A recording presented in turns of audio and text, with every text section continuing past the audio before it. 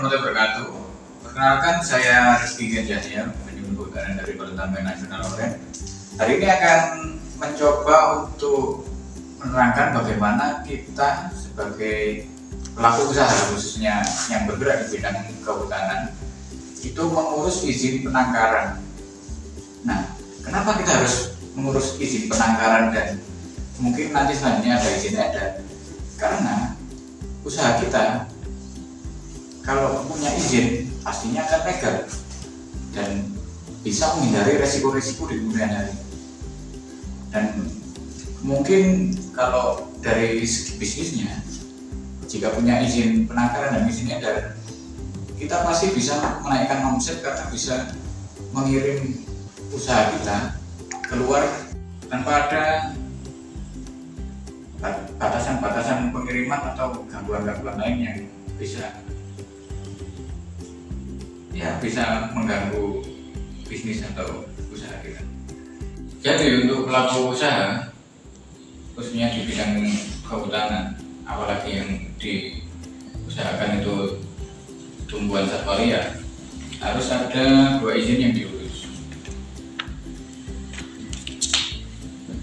Izin pertama adalah izin penangkaran.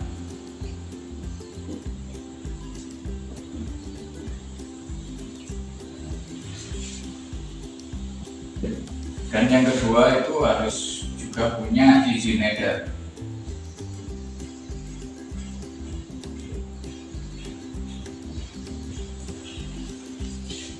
Nah, izin penangkaran ini fungsinya untuk apa? Jadi izin penangkaran ini adalah sebagai legalitas usaha yang dilakukan. Jadi nanti fungsinya itu sebagai kita seolah-olah punya izin menangkar. Kalau di sini mungkin contohnya anggrek, kita punya izin yang memperkuat kalau kita punya usaha menangkar anggrek, dan ini nanti berlaku selama 5 tahun, dan suratnya ini yang menerbitkan nanti dari BKM PRI atau Badan Koordinasi Penanaman Modal Republik Indonesia. Lalu untuk izin edar juga berlakunya sama 5 tahun. Ini juga nanti bentuknya itu sertifikat, karena sekarang semua dokumen-dokumen kan sudah mulai di-online-kan. Jadi nanti dokumen untuk izin penangkaran dan izin edar nanti bentuknya itu sertifikat standar yang bisa di-download di aplikasi oss.go.id. Ya, fungsinya kalau izin edar ya agar usahanya itu bisa dikirimkan keluar. Misalkan kalau di sini contohnya penangkarannya di Kabupaten Mimika, kalau kita punya izin edar berarti produk ini bisa dikirimkan keluar Mimika. Jadi apa saja dokumen-dokumen yang perlu kita siapkan untuk mengurus izin penangkaran? Yang pertama, kita harus menyiapkan KTP. Nah, KTP ini adalah atas nama pemilik usaha.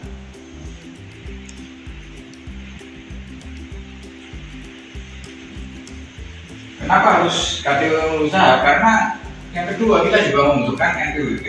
NPWP ini bukan NPWP pribadi, tapi NPWP pemilik usaha.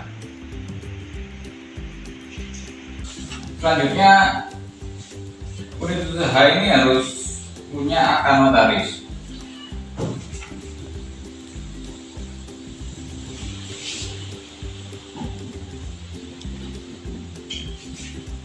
Nah, fungsinya pengurusan akta notaris ini untuk nanti mengeluarkan atau menjelaskan tentang ini klasifikasi baku lapangan usaha Indonesia.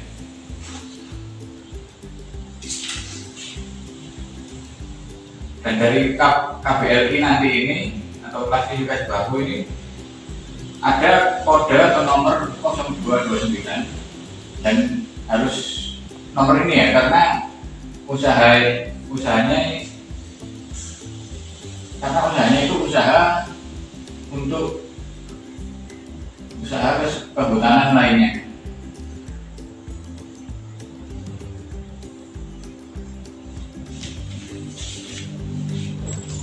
Jadi setelah 3 dokumen ini disiapkan, dilanjutkan pembuatan akun. Jadi setelah ini harus online ya di akun oss.go.id.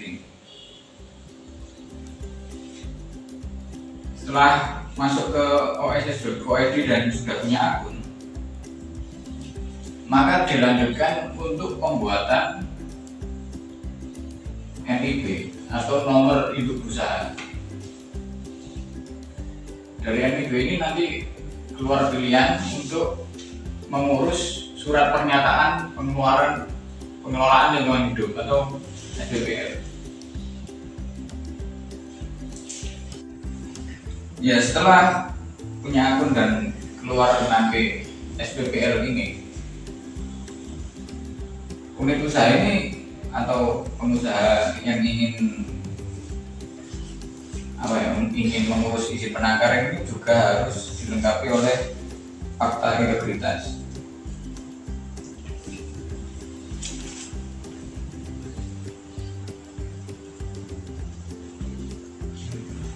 Nah, fakta integritas ini memang kayak bingung sekali, mungkin hal yang aneh begitu yang jarang kita dengar sehari-hari. Tapi tenang saja, fakta integritas yang ini itu sudah ada formatnya di BKSDA terdekat di wilayah Anda. Jadi nanti kita tinggal mengunjungi BKSDA, mereka bisa membantu untuk menunjukkan format bagaimana cara membuat fakta integritas untuk izin penangkaran ini. Ya, selanjutnya juga ada dokumen ini juga semacam surat pernyataan yang berisi tentang kesanggupan unit usaha untuk menanggung PNBP atau penerimaan negara bukan pajak. Pernyataan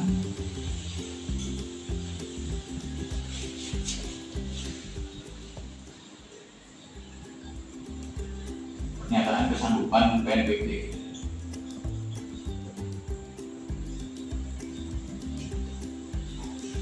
Nah, setelah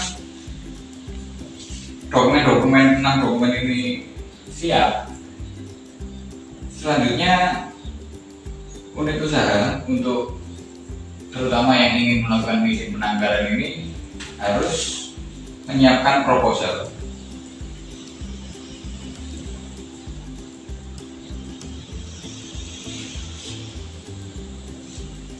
Ya, tapi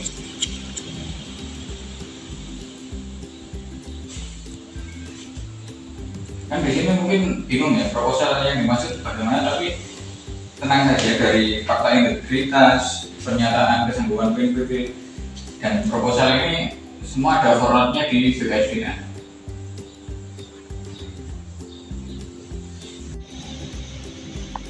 Ya, selanjutnya untuk pengurusan dokumen izin edar, itu sebenarnya dokumen yang disiapkan itu sama seperti untuk mengurus izin penangkaran, itu KTP, NPWP, integritas, terus punya akun OSS dan sebagainya. Ini cuma bedanya di proposal. Nanti ada isi proposal untuk izin edar ini harus ada rencana kegiatan tahunan selama 5 tahun ke depan.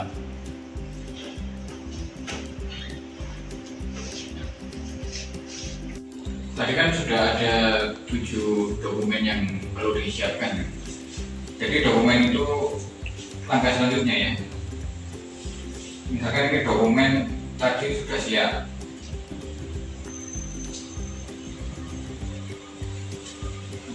tujuh dokumen tadi. Langkah selanjutnya yang dilakukan untuk mengurus surat izin penangkaran kali ini, dan pelaku usaha ini bermohon atau mungkin mendatangi kantor BPSDA untuk menerbitkan berita acara kelayakan teknis. Berita acara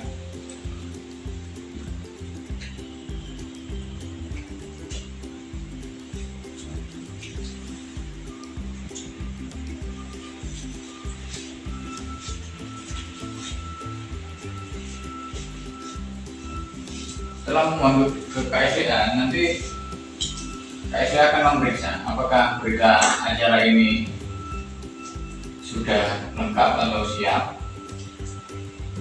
dan juga nanti KSDA akan mengeluarkan surat rekomendasi.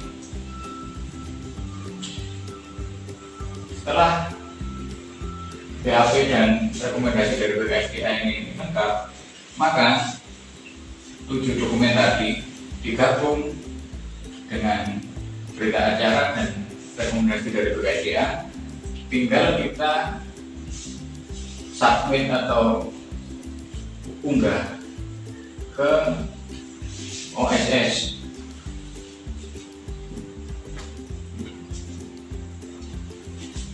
Jadi setelah di OSS nanti tinggal, kan ini sudah online ya, tinggal menunggu verifikasi dari sistem OSS ini. Nanti kita tinggal nunggu saja. Setelah nunggu, kalau dari aturannya sih maksimal 3 bulan. Nanti izin ini bisa terbit.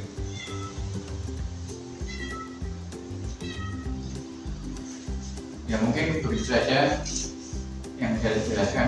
Terima kasih.